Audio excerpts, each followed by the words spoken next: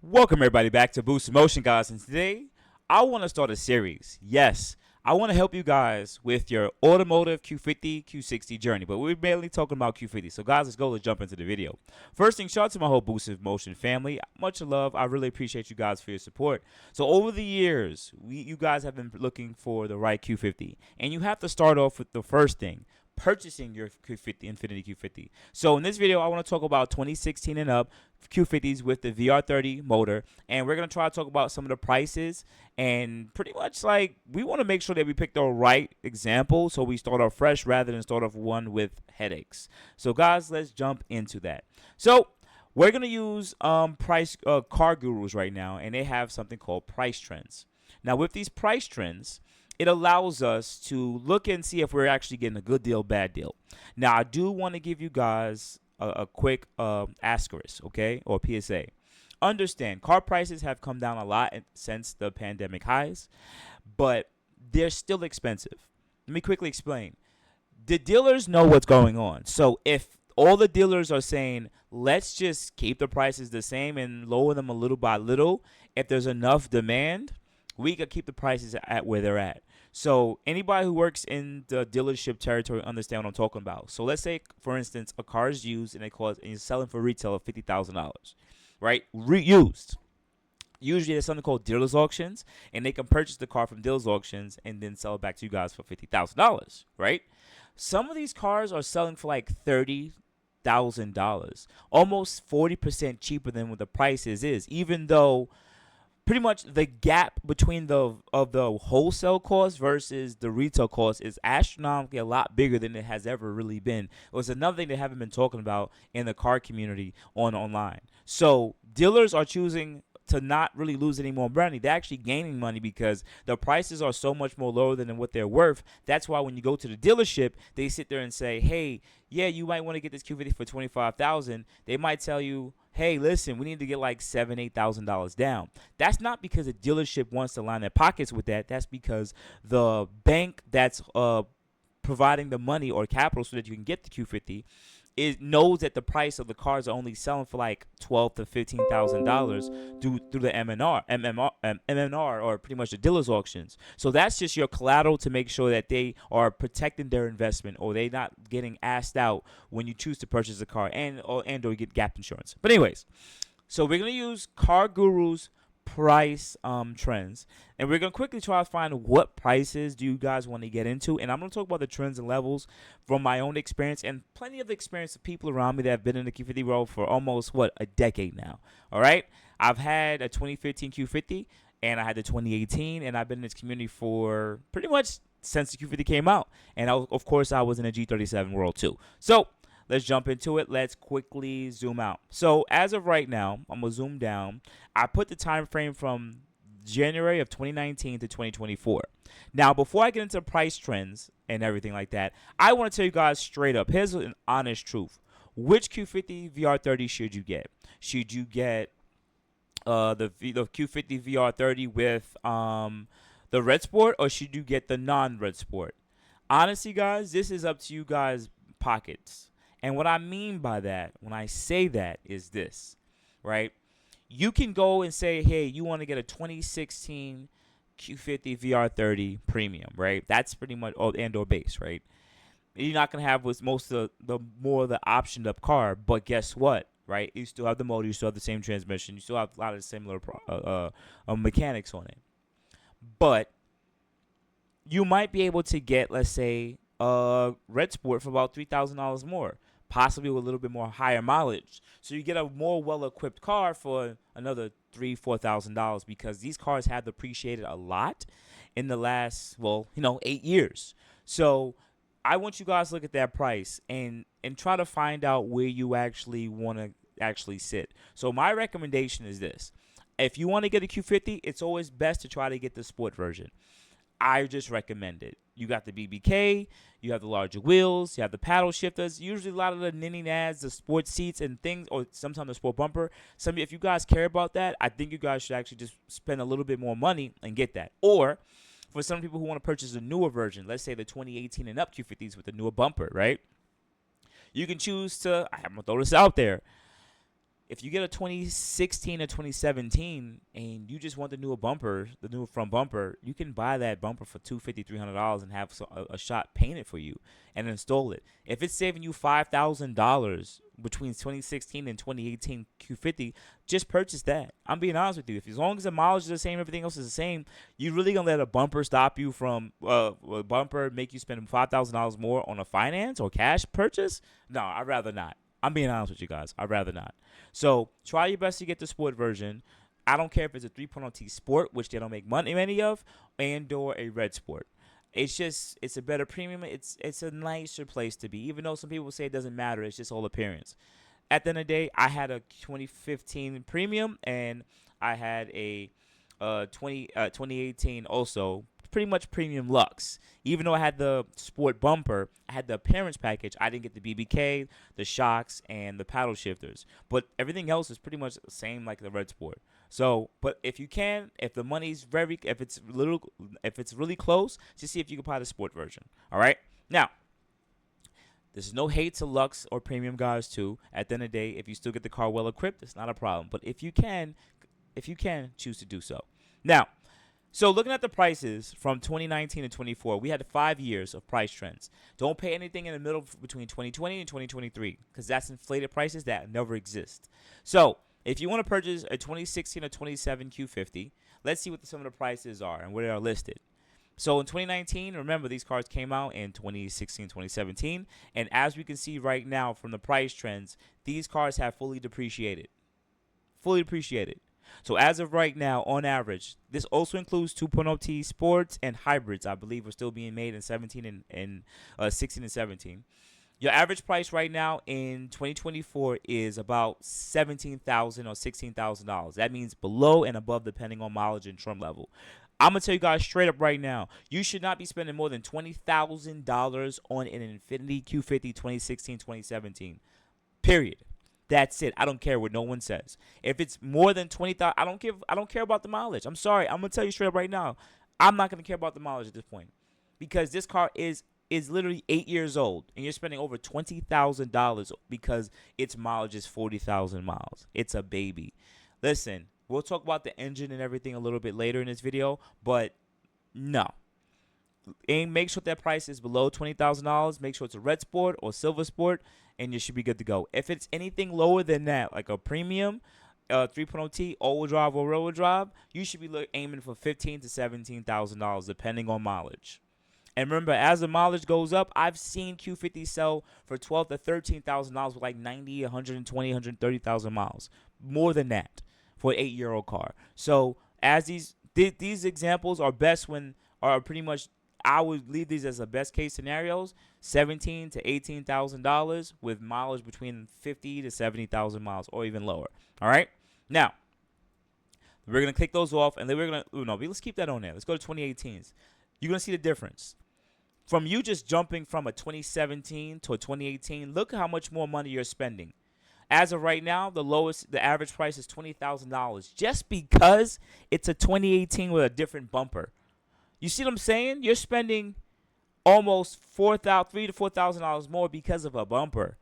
You see what I'm saying? Nothing else is different, guys. Between 2016 and 2017, there's nothing else different other than the bumper, guys. And I would say the OEM wheels. But everything else is the same. You see what I'm saying? Now, if you want a 2018, I get it. But if you can find a 2016 to 2017 Q50 with similar mileage and it's $5,000 cheaper, I would say jump on that one. Period. That's it. But okay, Boost, but what about when the 2016 is the first year model? There's always going to be hiccups. Well, guess what? In the Q50 realm, there's hiccups between 2016 and 2023. The same hiccups. Very common issues. So, shut up. All right? I'm being honest with y'all. Now let's throw the 2020s in there because 2020 is when they started adding Apple CarPlay and a couple of other. They made some changes onto the interior, slight changes, but everything is still essentially the same. So now we put the 2020s. Remember, 2020 is when everything happened in the world, and you see how it just jumps low and it keeps depreciating. And as of right now, in the mid part of 2024, the average price is $25,000. So with these 4 examples alone, 2020 is giving you about $25,000, and the 2016 is about $17,000. So we have about a $7,000 to $8,000 difference between those years, right? I'm gonna recommend now. So Boost, if I want a 2018, what's the price I should look at? Based on this number, if you can find a 2018 Sport or Red Sport under $20,000, it may be a good deal as long as it haven't had any crazy accidents or flood damage or lemon law or anything like that, right? Or the car have a salvage history. If it's a 2020, you're getting about 20. It's telling you 25,000. And once again, anything under $25,000 is really good.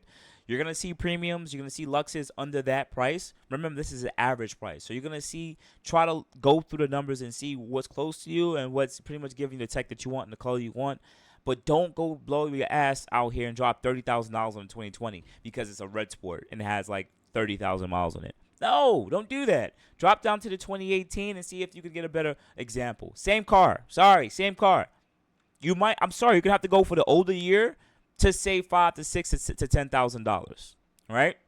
Now, let's add the 2022 miles in here. Why am I gonna do that? Because as of right now, I think the warranty for Infiniti is still 5 to 6 years for the powertrain. So some of those powertrain 2020s are going to come out next year or within this year, depending on when the car is sold, and you're not going to be in warranty anymore. So let's go to 2022 because those are pretty much going to still be within warranty, and let's see where those are at. Boom. These are nice red line. So as of right now, the average price of a 2022 is, it's not giving me, but it's not letting me click on it, but it's about $32,000. I'm sorry if anyone's watching. At this point, you're paying for a warranty. If you're buying a 2022 model up Q50 with the VR30, no matter whatever trim level it is, you're buying that car for the warranty. So I can see why it's $30,000.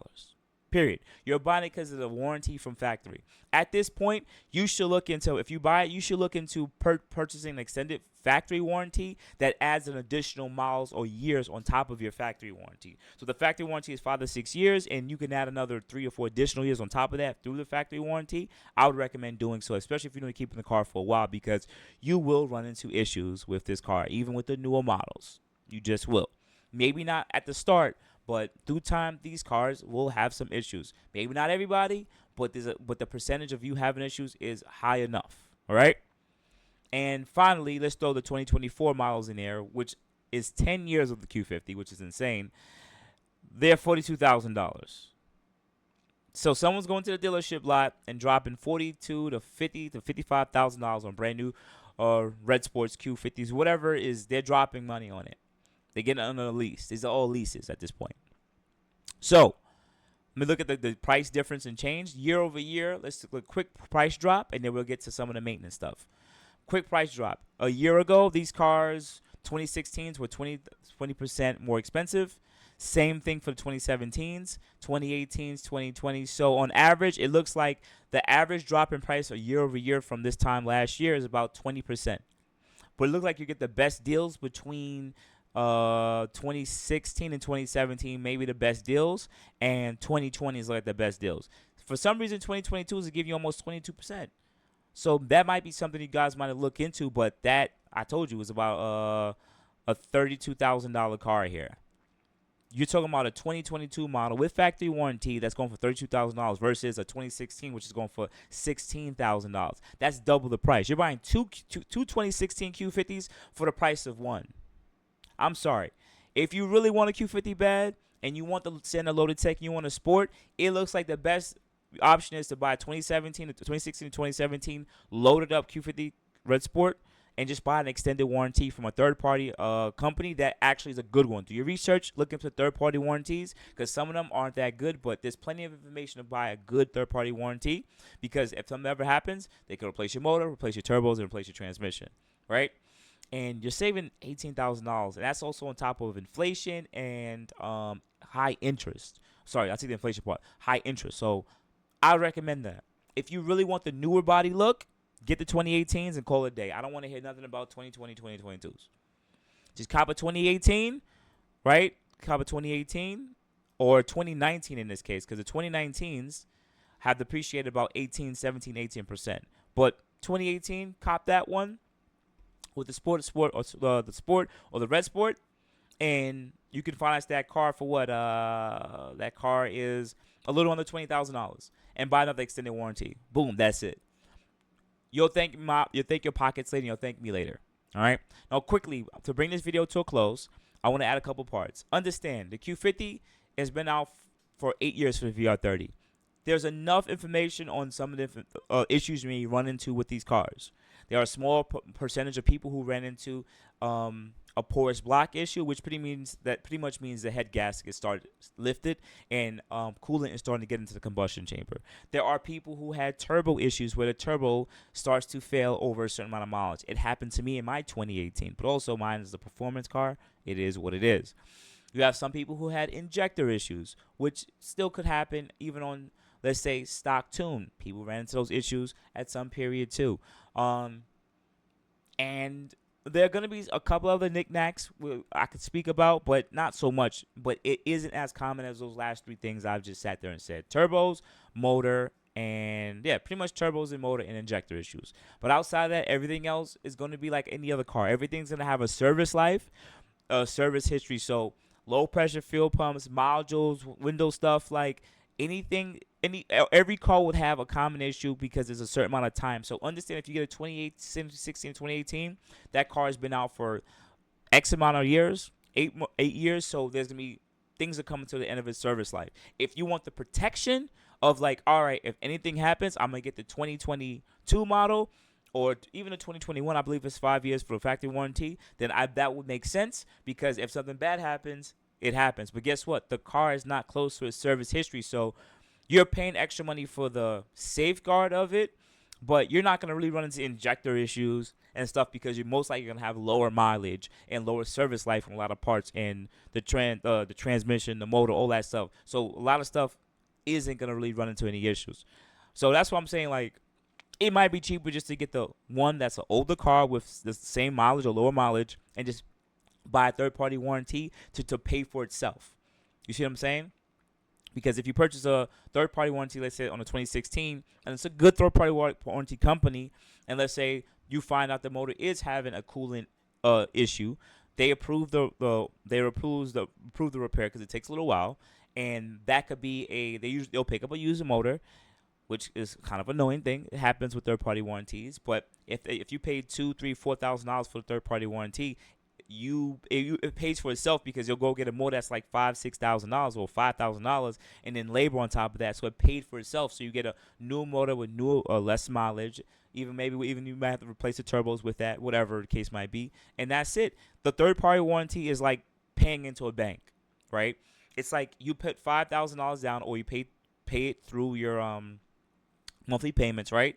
And if something ever does happen, it's like you're pulling money out that jar. So if you want to make sure that the cost of repairs is going to be more than what you pay in the warranty. So the motor's like $5,000. Transmissions are relatively cheap for this car, and of course turbos are about $2,000-$3,000.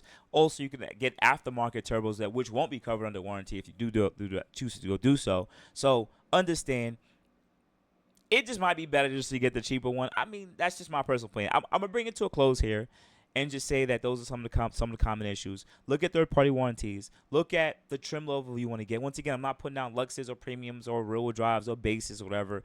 If you just want to get in there for cheap, go get a Q50, 2016 Q50 VR30 rear-wheel drive or all-wheel drive with just standard black leather interior. You don't need any upgraded anything, and you could just turn that car up. But if you want a little bit more stuff in it, get the Q50 3.0 T Sport, Red Sport, and then put more money into it. It's up to you, your pocket, your money. And this is a dream car to a lot of people, even people now turning 18 in 2024. So they're eyeing to look to get these cars. And to be honest with you, I want to make sure that you spend your money, get what you want, but I understand you can't get a 2022 because it's expensive. You might have to look at the ones that's $15,000 to $20,000 based on your credit, because you have no credit and you just started working. All right. So outside of that, guys, we're gonna make this